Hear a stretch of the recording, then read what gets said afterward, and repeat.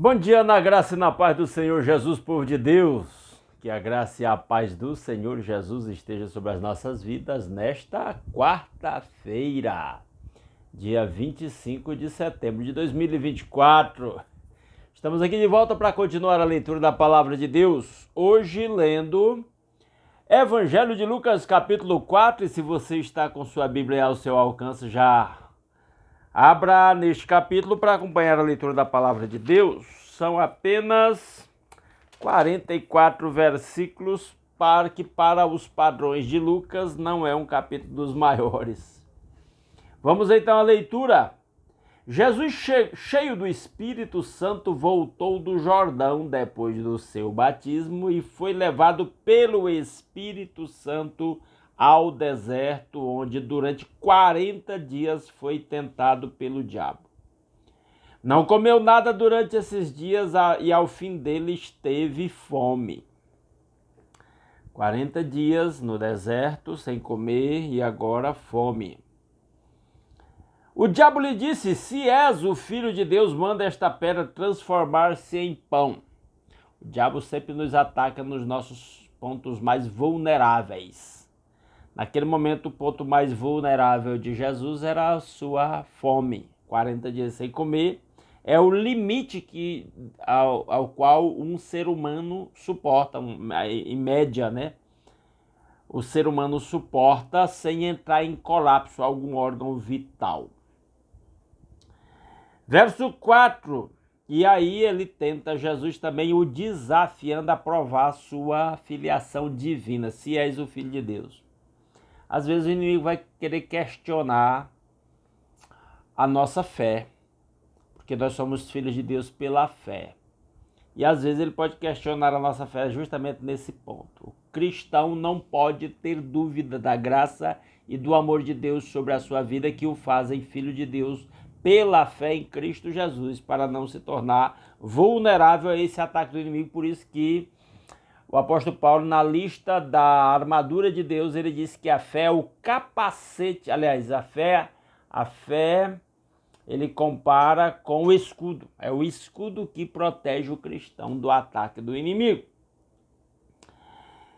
Resposta de Jesus, verso 4. Jesus respondeu: está escrito, nem só de pão viverá o homem. Está vendo a importância da palavra? É o que está escrito que conta. Se está escrito, pronto. Eu não preciso provar demonstrar, ou ceder à tentação de demonstrar a minha filiação divina, porque está escrito que eu sou filho e eu creio, basta. Isso basta. Verso 5. O diabo levou a um lugar alto e mostrou-lhe num relance todos os reinos do mundo e lhe disse: eu te darei toda a autoridade sobre eles e todo o seu esplendor, porque me foram dados e posso dá-los a quem eu quiser. Eu já fiz menção desse verso 6. O diabo diz que entrega o domínio de todos os reinos do mundo a Jesus Cristo, caso ele diz, me foram dados. Sabe quem deu? Nós demos, nós seres humanos demos o domínio do mundo ao diabo, porque nós fomos criados para dominar o mundo. Lá em Gênesis 1:26 diz: façamos o homem conforme a nossa imagem, segundo a nossa semelhança, domine ele sobre as aves do céu, sobre os peixes do mar, sobre todos os animais que se movem pela terra. Éramos nós para dominar. Mas se nós não nos submetermos, o ser humano que não se submete ao domínio de Deus, não vai conseguir dominar nem a si mesmo. Inclusive eu vejo muitas pessoas que disseram que entregaram suas vidas a Cristo e não exercem o mínimo domínio próprio. Uma das maiores provas de que uma pessoa é verdadeiramente nascida de novo é a sua capacidade de exercer domínio próprio, dominar a língua, dominar o apetite por alimento, dominar o seu impulso sexual, dominar, e aí por aí vai, dominar os seus recursos financeiros, seu dinheiro, dominar. Como é que nós vamos... E aí a única maneira de exercer domínio é submeter-se ao domínio de Deus. Tiago 4,7, sujeitai-vos, pois, a Deus, resistir ao diabo e ele fugirá de vocês. Sem sujeição a Deus, nós não vamos exercer domínio próprio e, portanto, não estamos aptos a dominar em nada. em absolutamente nada. E aí eu faço uma pergunta para a sua reflexão. Como está o seu domínio próprio? Você tem exercido domínio próprio sobre o seu dinheiro, sobre o seu cartão de crédito, ou está dominado pelo impulso de comprar desenfreadamente? Você tem exercido domínio próprio sobre o seu apetite por alimentos, ou tem se alimentado desenfreadamente? Você tem exercido domínio próprio sobre o seu impulso sexual, ou o seu impulso sexual tem dominado você e levado você ao pecado? E por aí vai. A lista poderia ser muito maior. Verso 7. Então, se me adorares, tudo será teu. Adorar é prostrar-se, curvar-se, submeter-se. O diabo está... Olha o engano. Você se submete a mim, eu domino sobre você e eu te dou os domínios do reino do mundo. E Jesus tinha então o desafio, ou submeter-se a Deus e ter o domínio do mundo, ou submeter-se ao diabo, e o diabo estava oferecendo o domínio do mundo. E nós também temos essa escolha, ou nós nos submetemos ao domínio de Cristo ou ao domínio do pecado. Nós que escolhemos. Versículo 8, Jesus respondeu, está escrito, adore o Senhor, o seu Deus, e só a ele preste culto. Jesus continua com a palavra. O cristão tem a palavra como regra de fé e prática. É o está escrito que conta. Eu fico muito decepcionado quando eu vejo cristão atrás de sonho, de interpretação, de palavra profética do profeta não sei quem lá. Sendo que o que conta é o que está escrito. Jesus combate o diabo pelo que está escrito. Por isso a Bíblia é chamada diversas vezes de espada do Espírito, com o qual nós podemos enfrentar todas as ciladas do inimigo. Versículo 9. O diabo levou a Jerusalém, colocou na parte mais alta do templo e lhe disse, se és o filho de Deus, joga-te daqui para baixo de novo, questionando se realmente se ele tinha consciência de que era o filho de Deus. E aí, de novo, eu enfatizo esse ponto. Você tem dúvida se você é um filho de Deus, de verdade, nascido pela fé em Cristo? Em João 12 diz que nós nos tornamos filhos de Deus ao recebê-lo pela fé. Recebê-lo pela fé nos torna filhos de Deus. E uma vez que a Bíblia diz isso, é só isso que nós precisamos crer e pronto. Não precisa provar para o diabo e nem para ninguém. Se nós temos a plena convicção, pronto, está resolvido. Versículo 10, olha o que o diabo diz. Ele sugeriu que Jesus se jogasse do pináculo do templo, da torre do templo, e diz, pois está escrito, ele dará ordens a seus anjos a seu respeito para o guardarem, com as mãos eles o segurarão, para que você não tropece em alguma pedra. O diabo é tipo assim, você está citando a Bíblia, então eu vou citar a Bíblia também, desafiar você a citar a Bíblia. Cuidado quando o diabo começar a citar a Bíblia perto de você, para você. Não é tudo que vem da Bíblia que é do jeito que as pessoas estão dizendo, não. Tem que prestar atenção se a interpretação bíblica está correta ou se a aplicação é tendenciosa. Verso 12, Jesus respondeu, dito está, não ponha à prova o Senhor o seu Deus. De novo, Jesus combate o diabo com as escrituras. Tendo terminado todas essas tentações, o diabo deixou até a ocasião oportuna, como ele sempre faz conosco. O diabo sempre está esperando uma ocasião oportuna, então não dê lugar ao diabo, cai fora.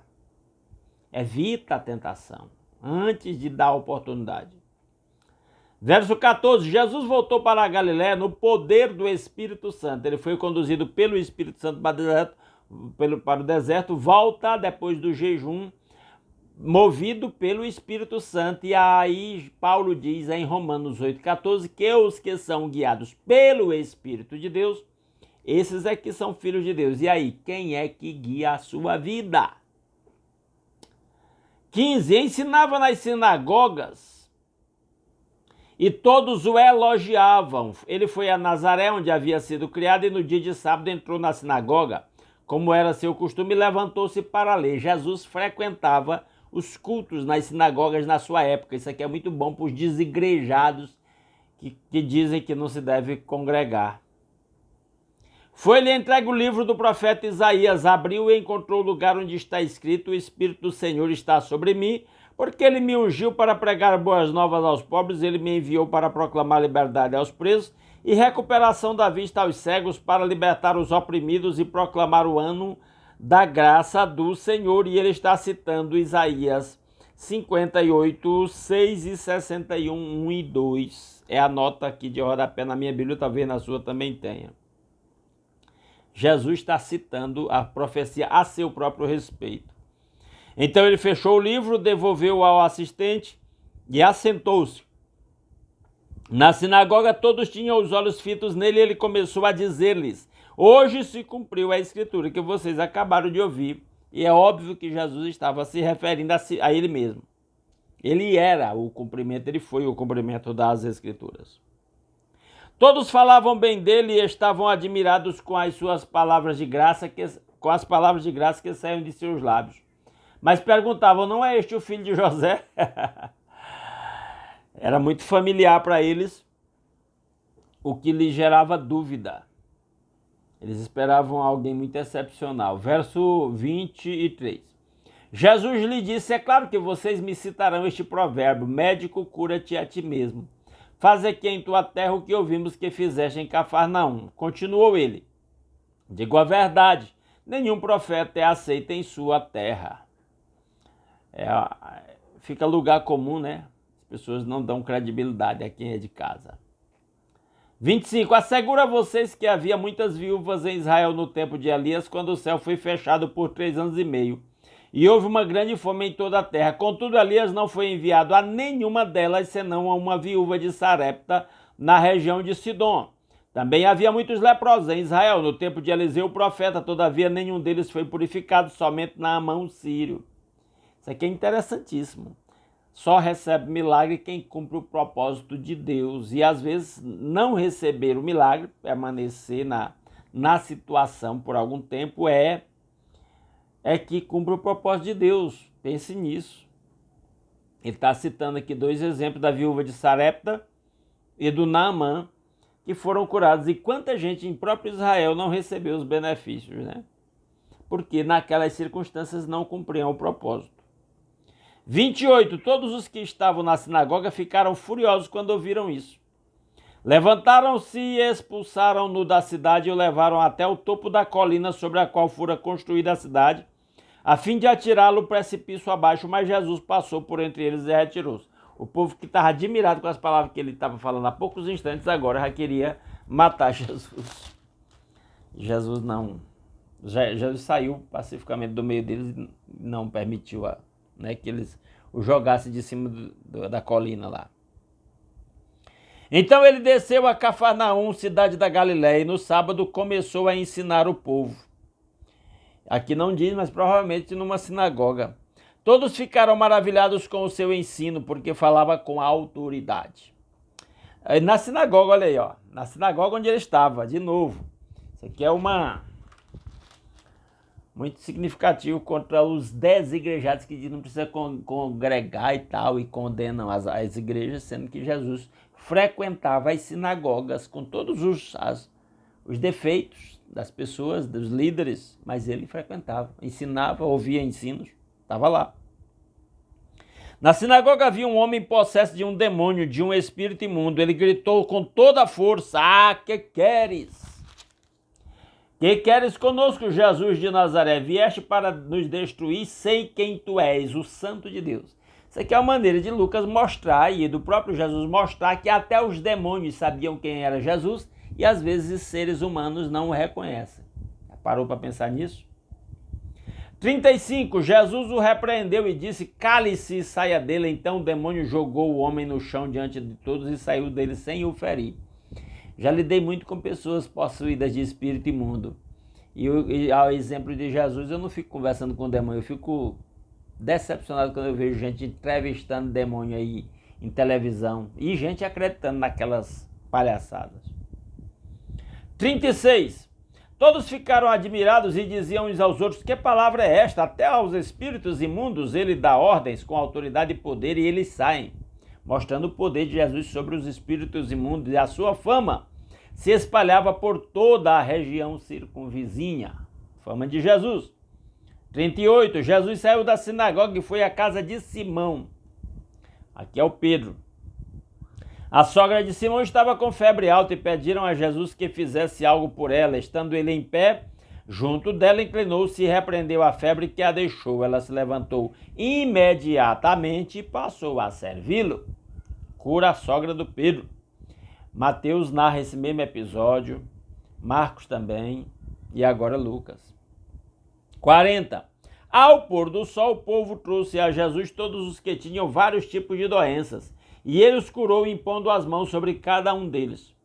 Além disso, de muitas pessoas saíam demônios gritando: Tu és o Filho de Deus. Olha aí os demônios. Seres humanos às vezes não reconhecem Jesus, sendo que os demônios o reconhecem.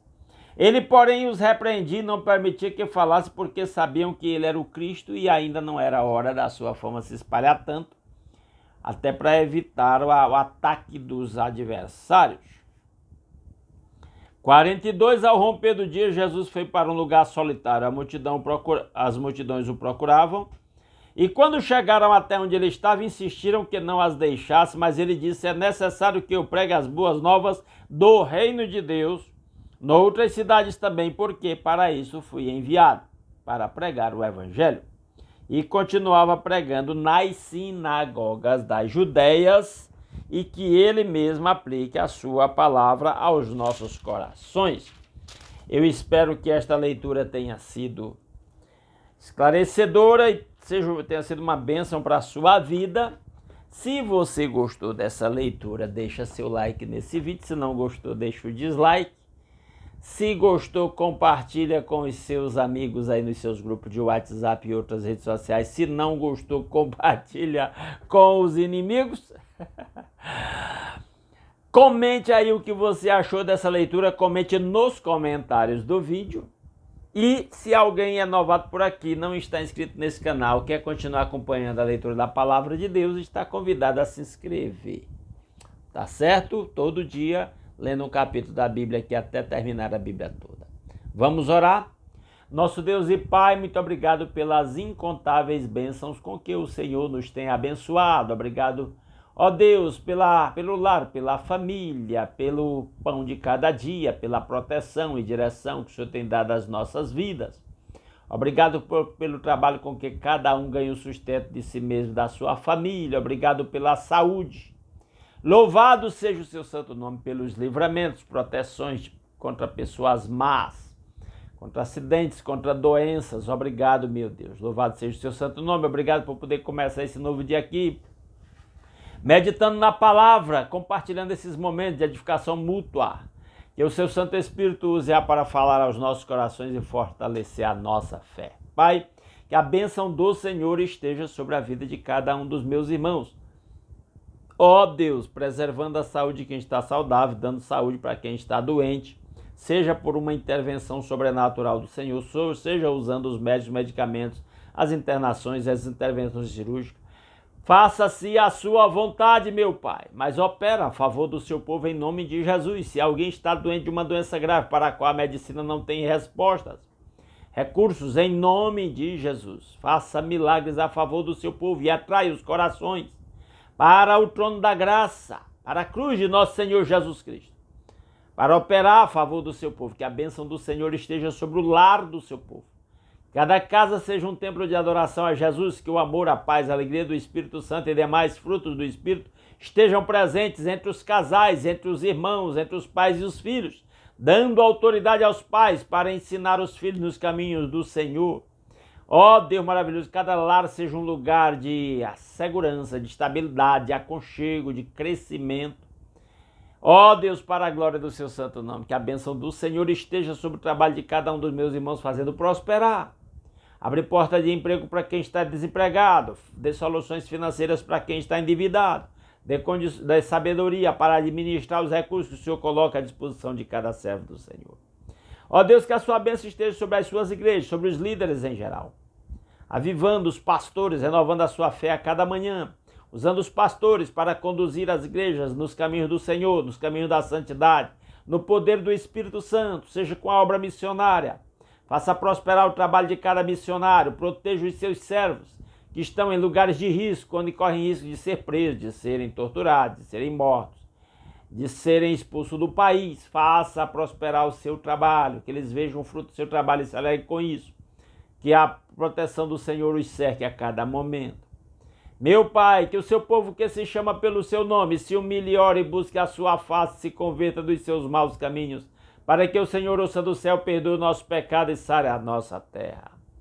Aviva a sua obra no meio dos anos, meu Pai.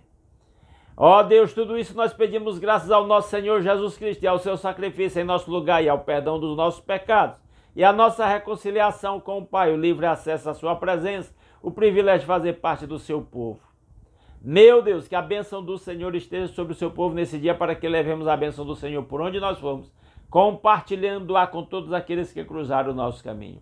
Para que em tudo o nome do Senhor seja glorificado através das nossas vidas, é a nossa petição que fazemos agradecidos em nome de Jesus. Amém. Meus amados irmãos, muitíssimo obrigado pela sua companhia. Esperamos que esta leitura bíblica tenha sido muito edificante para você.